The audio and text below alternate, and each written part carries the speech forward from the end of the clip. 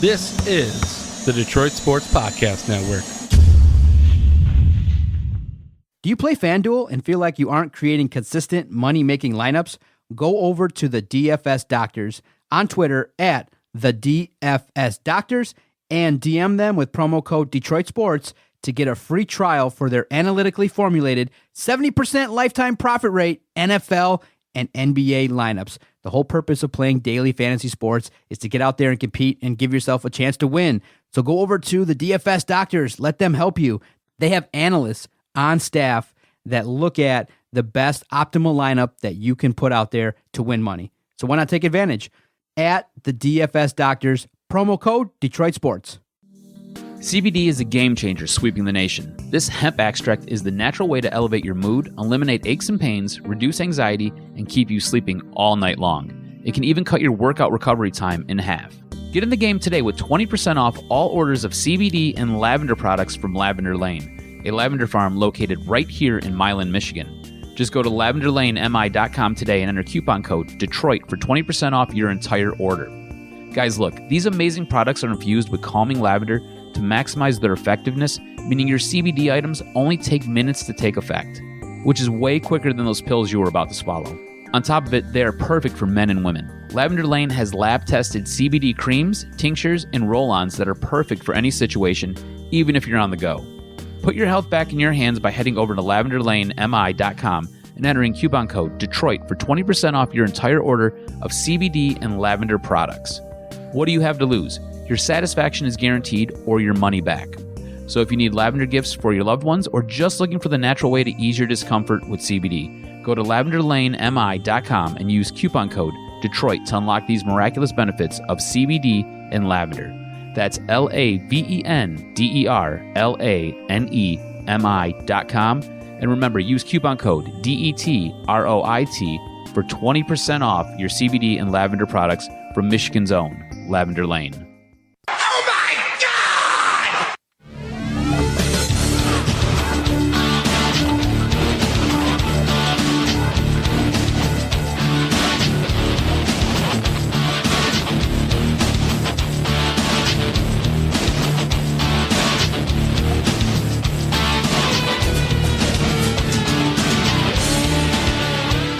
Everybody to the DocNJock Wrestling Podcast. This is episode 114. I'm your host, Adam the Jock Strozinski. On today's show, we are going to cover a ton. Wrestle Kingdom was this past weekend. We've got some injury news coming out of Wrestle Kingdom 14. A former WWE wrestler has signed with Impact, as well as a young WWE star is getting the shelf treatment by Vince McMahon. Of course, we'll review AEW. I've got a question about NXT and their women, as well as taking a look at Raw and Smackdown. Doing it with me, as always, he's the guy who was supposed to face Mustafa Ali last night in his dream. Couldn't figure out why he was there and what he was doing. He is the one. He is the only. He is the Dragon Lariat himself, John, the Doc Macaroon. What's up, cuz? I think in the next version of the dream, I want to be a masked wrestler because I saw Rey Mysterio on Monday Night Raw, and I'm like, dude, I think I should have that character in Detroit sports. I've done the podcasting, now I've done the sports reporting. Now I could just be the guy that sits in the second row with this weird mask that's like, who is this idiot, fan in the stands cheering for Detroit sports with this mask on? And in this dream, it was so fascinating in that I was like, in the dream, ready to wrestle Mustafa Ali, but I had no idea what I was doing. I was like, wait a minute, I don't know how to take a bump. What's going on here? And then you're thinking all the same thing. I don't want Vince to yell at me. I want to do a good job. And you're just like, wake the hell up. Because I knew right then that moment, right before the match was going to start, time to wake your ass up. So, hey, man. I love how you're so self-aware in your dreams. I was like, wait a minute, because you're at that moment, you're like, do I play this out? Like, do I actually go out to the ring and have this dream? I was like, no, just wake the hell up and stop thinking about this stupid shit. I love it. It was a good week, huh? Did you check in at all with anything in regards to Wrestle Kingdom? I followed some stuff online. I've got to go back and I really have to delve into what took place. I know pre-show we were just kind of discussing a couple different things, but I didn't really get to spend as much time as I had wanted to. There was a point, I think it was on Saturday night, I was like, I should just Saturday night's like night 2, and I was like, I should just really tune into it. I didn't have to go to work on Sunday. Mind you, I did have to go to work on Sunday. I ended up getting a call at like 6 in the morning from one of my staff members like, hey, I'm sick. I was like, fantastic. So it was a good thing I didn't stay up all night watching it, but it's one of those things where I prefer to watch Wrestle Kingdom on the replay just because the hour that it airs here in the States is so brutal. and then just trying to make your way through the week. It just, you don't have the time. Everybody was talking about the Chris Jericho match, that it was flawless, and it was a match that was high quality, and everyone was really impressed with the work that he did. The character that he presents over there in New Japan is unbelievable. It's fantastic. And so he does some of his best work in New Japan. For me, I'm not a fan of 2-night events. I just think that it kind of cheapens it. I like the notion of, okay, this is Wrestle Kingdom. Even if you have like a 6 or 7 hour event, hey, if you got a lot of wrestlers that are going to be on the card, just have a really long event and make it your marquee event. I mean, it's Wrestle Kingdom. I'm not into the whole 2-night thing. Yeah, the 2-night thing is weird, and the thing about it is they tell creative stories with it, though. So when you got to your championship match between Okada and Naito, you had carryover from the night before. Both of these guys had grueling matches the night before, which then played into the main event, which I like. It's continuity of storytelling, which is great. In New Japan, I think, does it better than just about everybody else, whether it be WWE or it be AEW. I think the way they set things up and they present things, I understand what you're saying, because now you've got to tune in for an extra night to really get the payoff for a lot of things. And it kind of leaves you like, I just invested 4 hours and you're kind of left holding the bag, right? It's like being with a hot chick and she's rubbing all up on you, and next thing you know, you don't finish and she's like, I got to go home. And you're like, great, now I have blue balls. I'm going to go to the bathroom and take care of myself. In this case, you can't go take care of yourself. So you're kind of stuck until night 2, which I totally hear what you're saying.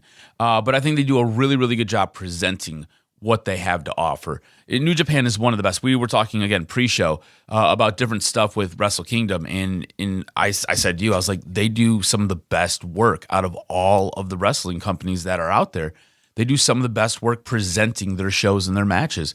And Wrestle Kingdom is their WrestleMania. It's absolutely fantastic. All right, kick this bad boy off talking about SmackDown.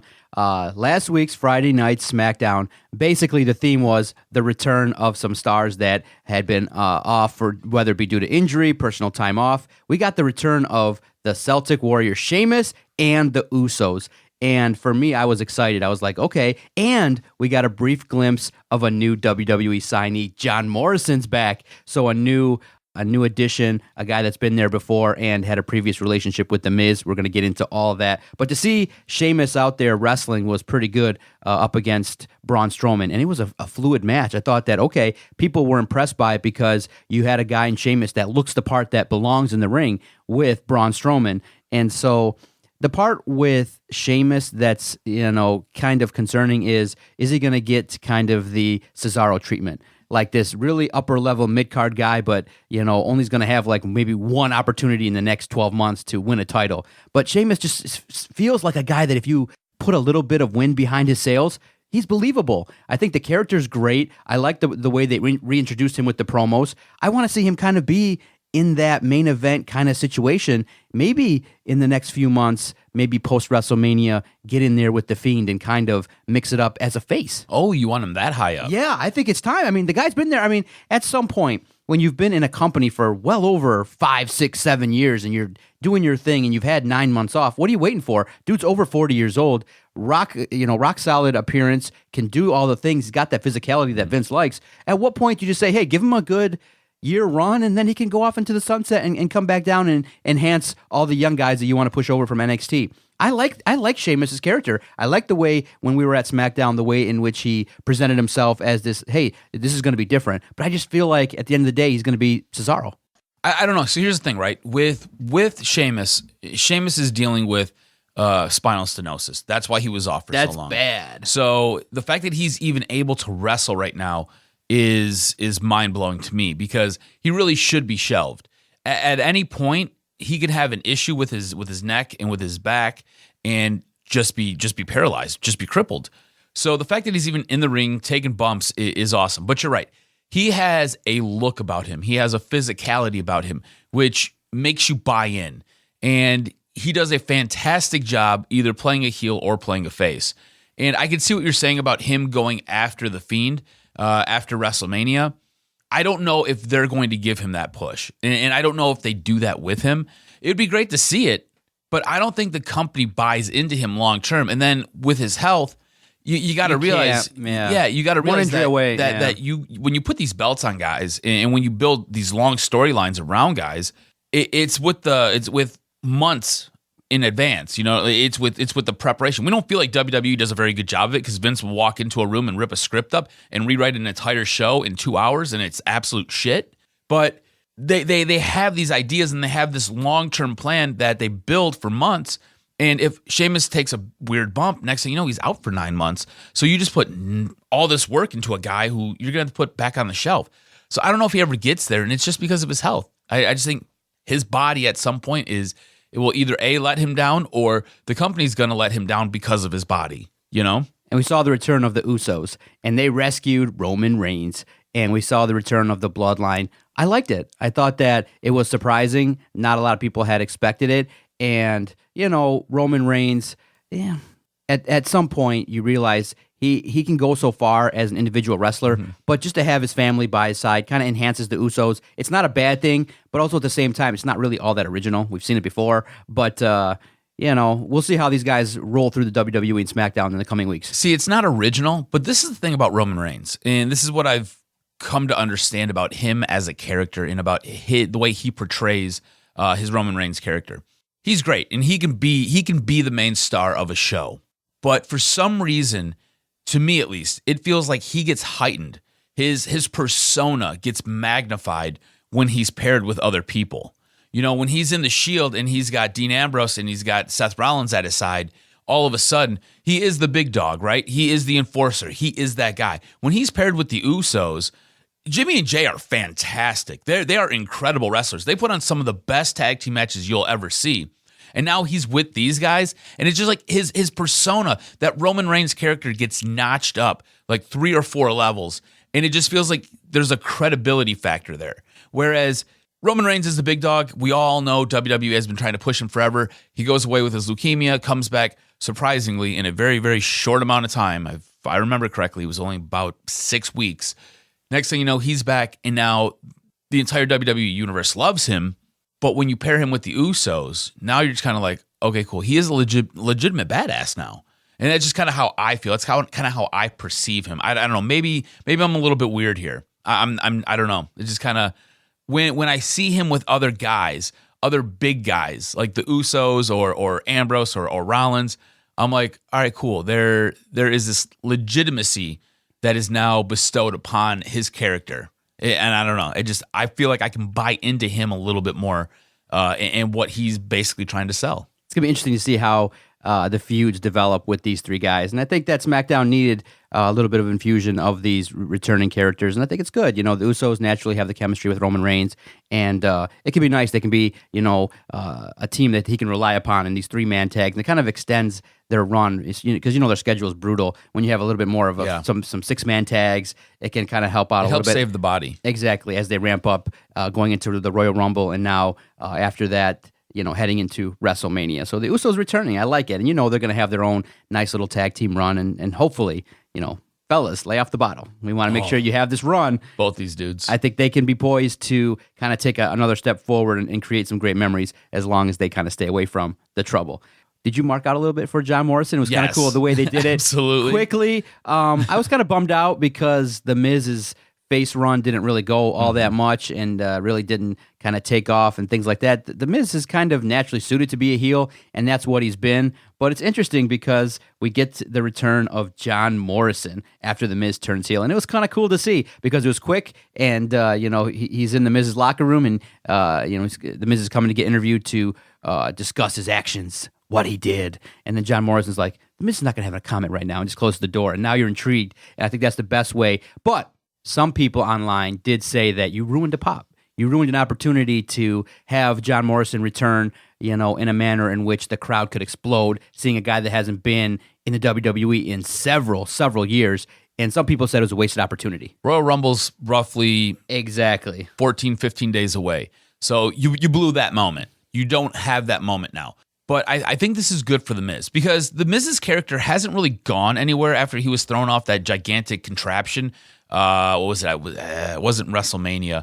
It was when he was facing, it might have been WrestleMania. It was when he was facing Shane McMahon. So his character, his face run, hasn't really done anything since he was thrown off that scaffolding and lost his match to the best in the world. So I think this works. I think this works well. Now, yeah, you did lose that pop at the Royal Rumble, And like I said, we're only about 2 weeks out from the Royal Rumble. But I think this is a good way to introduce an old, new face. And I think when you pair him with The Miz, this is good for The Miz too. The Miz has been fantastic. At a certain point, The Miz completely carried SmackDown. And at certain times, he was one of the best acts and one of the best guys going on Monday Night Raw. So now you pair him with a guy who he has chemistry with, a guy who himself is a showstopper, and a guy who is naturally charismatic, has a good look, and is both funny. These are all things that The Miz is. This is going to be awesome. Two things happen here. One, you get the introduction of another fantastic individual wrestler who can go his own way at a certain point. But what you also get now is you get a fantastic tag team that will help add some depth to SmackDown's tag team division. And you might see SmackDown come out ahead of what AEW is doing. Because AEW, I think at this point, I think we both agree, AEW has some of the best tag teams around. You add Morrison with The Miz, you now have the Usos. You're starting to see some talent in that tag team division really breathe new life for SmackDown. So it's going to be interesting to see kind of what happens here. I'm all for it. I think you and I are in agreement that SmackDown was okay, decent for a Friday night show, but not as good as the week before from Detroit. Right. I thought it was an interesting show. I thought it had it seemed a little bit more steady, whereas we had more highs on the Friday night show that we were at. We didn't really have any lows, but we had a ton of highs. I think this show was a little bit more subdued. It got kind of to a level, never really ascended to the level that we got on Friday, but it kind of got to that level and it just kind of stayed there. So it was a little bit more of an even-keeled show. I got a funny story regarding the beginning of Raw. So I was excited because they announced that Brock Lesnar was going to return, obviously, to kind of kick off the pathway to Royal Rumble. So I'm like, okay, I think they're going to start the show with Brock Lesnar. It's what they always do because dude gets in, Paul Heyman can cut his 15-minute promo, and dude can step out. So, okay, the show starts. It's 8 o'clock, and I'm watching it. I kick the girls off the TV, and I'm like, get off the Disney Plus. It's my time. So it's time for me to watch some wrestling, right? And I'm like, I think Brock Lesnar's going to come out, and I'm saying it, Brock, come on. And the show starts, and the great music hits, and it's Brock Lesnar. And my oldest daughter, Madeline's like, yeah, broccoli's here, and she's marking out. Broccoli, I love broccoli. And she marked out, and she's like, why do we like broccoli? And I'm like, because he's big and bad. And she's like, okay, yeah, broccoli. So we love broccoli. So she got into it. I marked out, look, at the end of the day, I know the guy. I think the reason you get excited is the music is really awesome. It's like that piercing music that he comes out to. And when he's not there, I think it creates that illusion like, hey, this is a big deal. And for me, it's a big deal. When Brock Lesnar comes out, I always popped. And like I said, he's not going to be there all that much. He might have an increased work schedule, but dude's getting paid a hefty amount per appearance. But Paul Heyman's promo was okay. I just felt like, I was kind of cool. He used, shut up, bitches. And I thought that he did a good job of introducing what was going to happen, which we hear Brock Lesnar's entering the Royal Rumble this year, and he's going to enter number one. Yeah. What'd you make of it? So I was like, okay, you win the Royal Rumble to have the opportunity to face the world champ. So now the world champ is in the Royal Rumble. I think it was actually kind of realistic in that who's really up at that level now. No, you're right. Put him in the Rumble. You're right. And maybe establish it there who the next guy is. Well, you're going to have to. Exactly. But you're absolutely right. They're at this moment in time and it's because of a couple things. One, he's never on TV, so it's hard to write a storyline for a guy who's not there. And two, WWE has this thing where ever since The Rock, Stone Cold, even John Cena to a certain extent, Vince never really wants to give one guy the ultimate push. He wants to have a whole bunch of mediocre, high-end talent guys that if for some reason somebody gets hurt, he can sub a guy in. And that goes back to, I believe it was Stone Cold and it was The Rock. They were the two guys, and they were feuding, and they were going at it.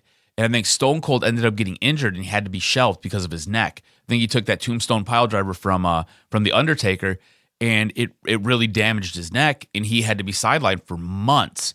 And it just it sent everything into a tailspin. And Vince was like, we'll never, ever do this ever again, where we put the entire company in essentially two guys' hands because if one of those guys has a health issue, we've got nobody we can just sub in. So that's why you see a lot of guys. You see a Roman Reigns, you see a Seth Rollins, you see in this case, I think Brock Lesnar is bigger than both those guys, but I think it's how he's packaged.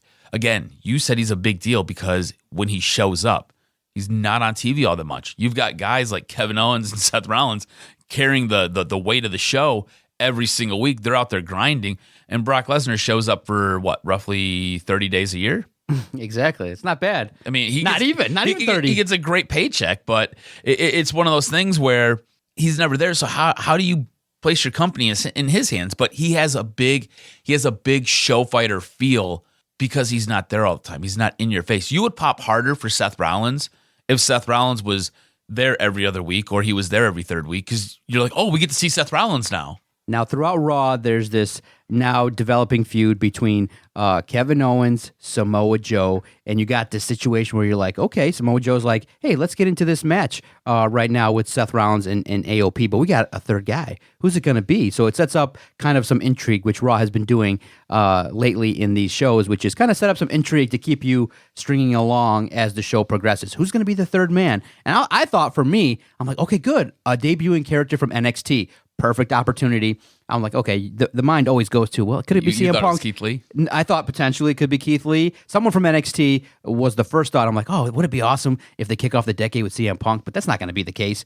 And then you realize, okay, that this is going to be something that plays out throughout the show, and that was fine. And then you get into the first wrestling match, which I thought was awesome, Andrade and Rey Mysterio. But then I looked at it, and the way the match kind of played out, how many times is Rey Mysterio going to get demasked in his current run? Bro. It's like it's like become a thing now. It's lost its effect, right? Exactly. It really has. But Andrade, I like seeing the push that he's getting, and they have actually developed a feud, Andrade and Rey Mysterio, that I think I like. I like the fact that, you had Rey kind of taking the bumps, and he's doing some great work there in the ring. And I think that, the way in which you elevate characters is to put them in the ring with great vets. And I think Andrade has benefited from it. And I just think that at some point you probably want to move him away from Vega. It just doesn't seem like it's doing anything. She would be better suited with somebody else. See, I don't mind them two together. At some point, you have to move Rey away from Andrade. Yeah. So Andrade's going to have to beat Rey, and it's going to have to be in such a way that we can now move on, and he can go take on somebody else, whether it be Aleister Black or Buddy Murphy, because both those guys are getting a spotlight shined on them right now. They both look really, really good.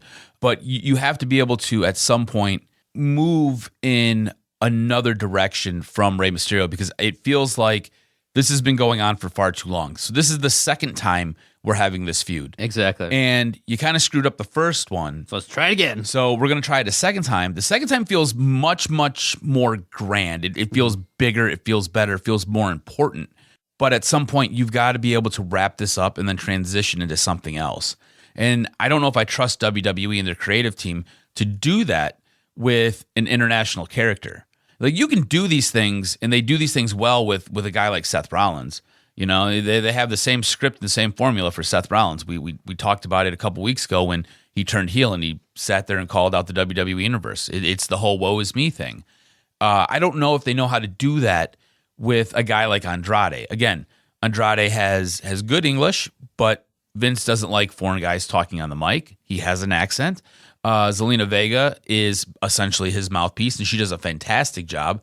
But how do you now take that and move that someplace else? I don't trust WWE to do a good job with it, and that's my big concern. One of the storylines that people definitely are paying attention to and liking is that, hey, Buddy Murphy and Aleister Black had a series of great matches on Raw to end 2019, so they continued it. And this time around, Buddy Murphy gets his up and comings, and I think that it was good to see that Buddy Murphy is kind of believable now as somebody that, hey, this guy can challenge Aleister Black. But at the end of the day, I think both you and I would be in agreement that Aleister Black's going to go over. But Buddy Murphy can be elevated to a level that's maybe even upper mid-card in regards to coming away from this feud. And I think it's great because you like the way that Buddy Murphy sat on the guardrail there and kind of stood over Aleister Black, and it kind of made it believable. Like, okay, now next week we're going to get a nice match. Aleister Black, Buddy Murphy, people are excited to see it, and that's what you want to do going into these storylines, which is build up these characters and have matches that deliver. And these two guys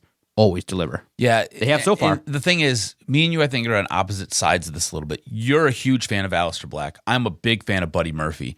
So it's fun when we have these discussions, we have these matches. I think you're probably right. Aleister Black will probably be the guy to go over. But I'm just so impressed with the overall athleticism of Buddy Murphy and just what he can do in and around a ring. I love the fact that they're getting more time, they're getting more of a storyline, and they're getting a bit of a push. This is a way that you build up that mid-card, right? And this is a way that you try to find new superstars to help elevate into that upper class. So you got two guys here who I think we both believe, if packaged right and pushed properly, could be high-end stars in WWE. They just have to have the creative backing behind them and just not let the ball get dropped here. But I think we both believe both these guys have a bright future. Now, before we get into the seriousness of who was the secret guy, I think both you and I laughed at what emerged from the Lana segment. I think that now when you carry on a segment like this that the fans don't like and people just laugh at, you get what happened, and if for those that don't know, go back and watch Raw.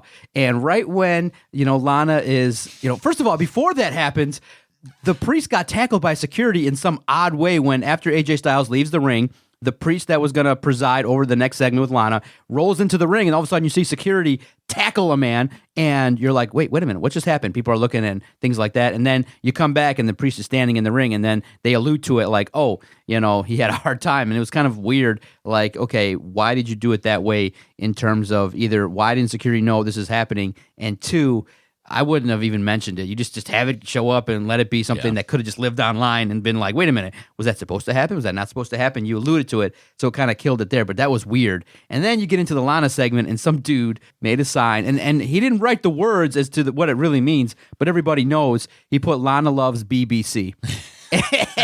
And when I think everybody saw it, of course they took it down. The guy had it up there like a good 3-4 times, and he got escorted out of the arena, didn't he? No, the sign got ripped out. Oh, the sign got taken. Yeah, but you don't want to see that.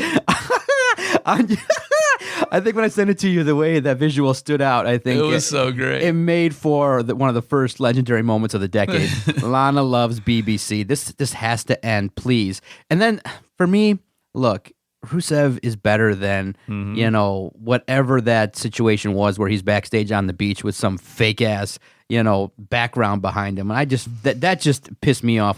That was the worst moment of Raw for me. Was his segment was funny, but that's not what Rusev needs to be. Rusev needs to be, somewhat serious. And this feud has gone on too long. One of the least interested feuds I've probably ever encountered in WWE in the last decade. It's just end this nonsense. It's become a charade, and people are taking it now to levels where they're making it more of a mockery. And I don't know if they just say, okay, if the fans are hating against it, let's just keep doing it. But it has to end. Rusev and Bobby Lashley, like Bobby Lashley could be feuding with Brock Lesnar right now. He could have walked right up to Brock Lesnar. You could have had a moment. You could have Rusev taking on Andrade. You could have him in some title contention. This segment with them is stupid. This is what you could have did. So anything else but this. Rusev deserves a much better and bigger push, right? Separating him and Lana never made sense. Didn't make sense the first time they tried to do it. Doesn't make any sense right now. Bobby Lashley could have came out and interrupted Paul Heyman and basically looked Brock Lesnar dead in the eye and be like, cool, I'll see you in the Rumble, and just throw a microphone at him and walked off. Do you know what I'm saying? Like, he could have entered himself into the Royal Rumble, and now you've got that. Because the one thing I think all of us want to see, the whole reason Bobby Lashley came to WWE was to fight Brock Lesnar. Like, that was the big thing. That was why he left Impact. He was getting a great push in Impact. He could have went anywhere in the world, but he chose to come back to WWE because they had Brock Lesnar, because he wanted a match with Brock Lesnar, because they both have an MMA background. So it's I don't know. I just feel like, again, I don't trust WWE and their creative. I just don't. So then we get the payoff. It's the Big Show. I think you and I were like, oh, the Big Show, 2 years away from Raw. I was like, no. And you got Samoa Joe smirking, and then the way Raw ended, I was kind of turned off by it. It's fine. It's good to see the Big Show, but he's been a staple there. So it's not a big deal to me to see him. He gets a run. Maybe we'll start his last run, maybe ending at WrestleMania or whatever he's going to do to kind of kick this run off. But for me, it fell flat. It kind of made Raw, for me, a thumbs down. So it's interesting, right? Because the Big Show is a name. The guy's, like you said, he's a veteran. He's been through this. He's done it. I'm interested to see how long of a run he's going to have this time. You know what I'm saying? Like, is this going to be one of those contracts where he's doing it for 2 years? Is this going to be one of those contracts where he's doing it for 4 months? I'd be surprised it's past WrestleMania. I mean, yeah, it's just it's weird because how do you get invested in this guy and how do you now package him? I mean, is he going to be the heater for Samoa Joe and Kevin Owens? I mean, both those dudes don't necessarily need heaters, but I guess if you're going to go up against Seth Rollins and AOP, he's a nice guy to have in your back pocket. But again, I don't know how he gives a rub to any of the new guys because he's been gone for, I don't want to say for so long. He's been gone for a while, though. Quickly here on the fly, best thing you do is you have Big Show turn heel and join up with, he's the enforcer of Rollins and AOP. You just keep it at 4, and that's it. And they run like roughshod. Circle exactly. From AEW. You run roughshod a little bit, and he could be the enforcer, making Seth Rollins feel like he's indestructible with that organization. So we'll see how it goes. But yeah, for me, it didn't make it for something that I was going to be really too much more invested in. But it was a good match. But end of the day, I just wish it was anybody else. Yeah, and time for newness, not time for nostalgia.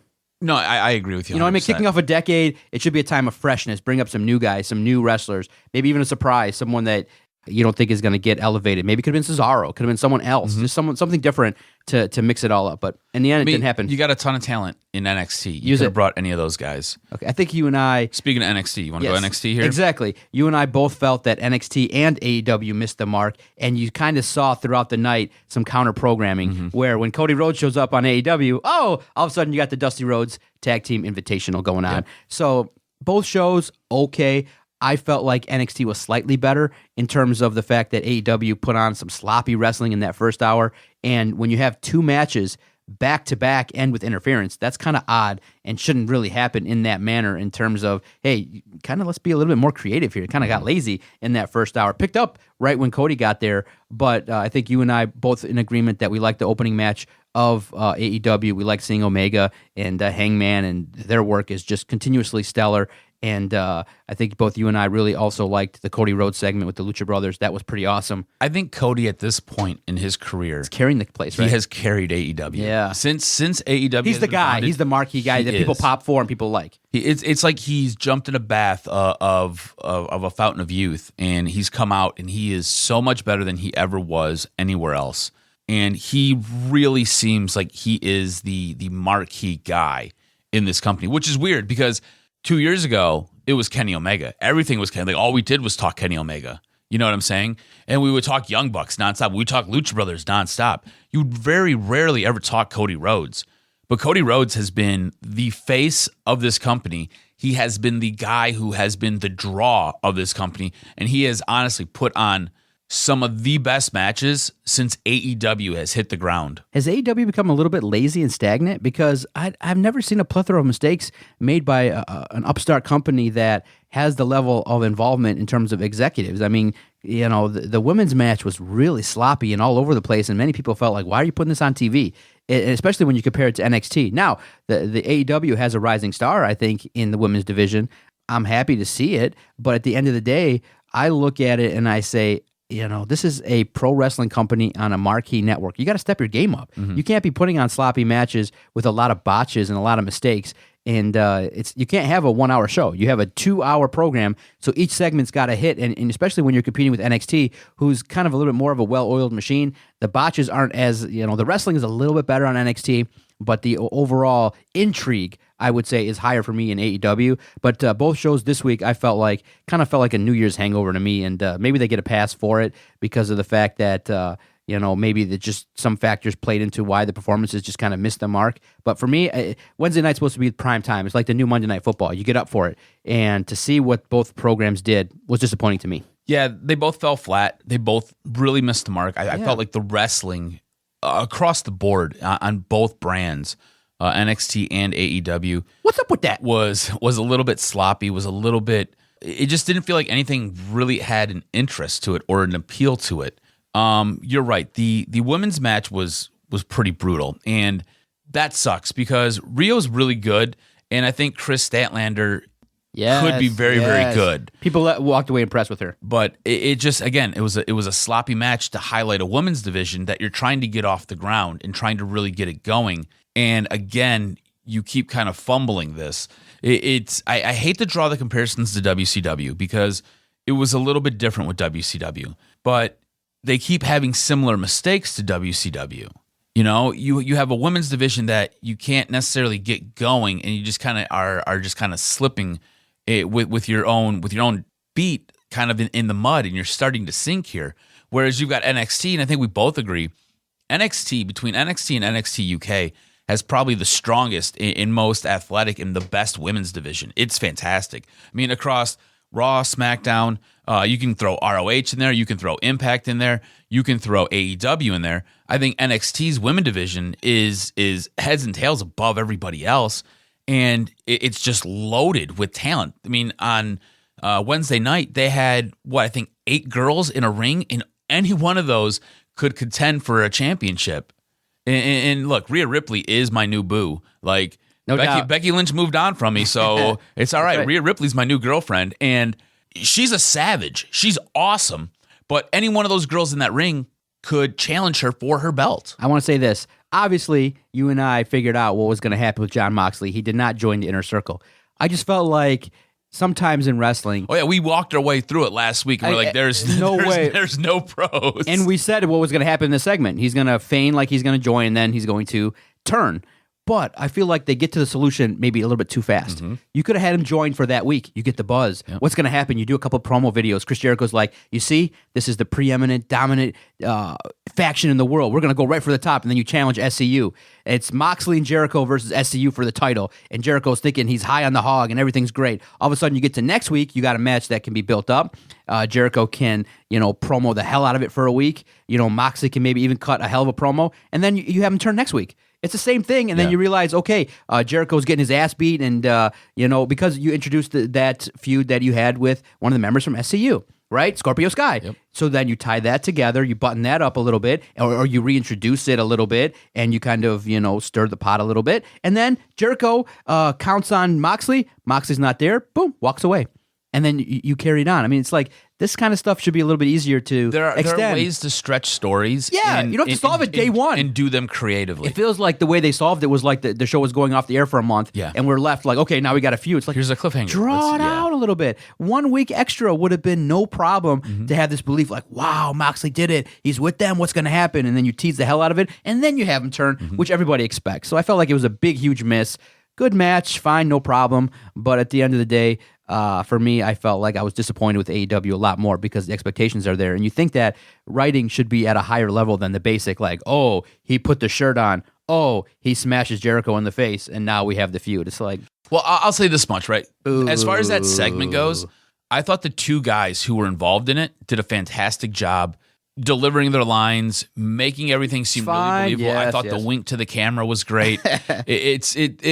Like when anytime Jericho has a segment like that, I am looking for the Festival of Friendship. Do you know what I'm saying? Yeah. I'm looking for moments like you got when Jericho had the list. And he's like, it's a new list. And then he's looking at it and he's like, but hey, why is my name on the list? And then the camera cuts away. And again, this is great production by WWE. And you see it says the list of KO on it. Like, I'm looking for moments like that every time Jericho does a segment like that. And I thought both these guys did a fantastic job delivering something similar to that. A little bit more serious in tone, but did a really good job of delivering it. But you're absolutely right.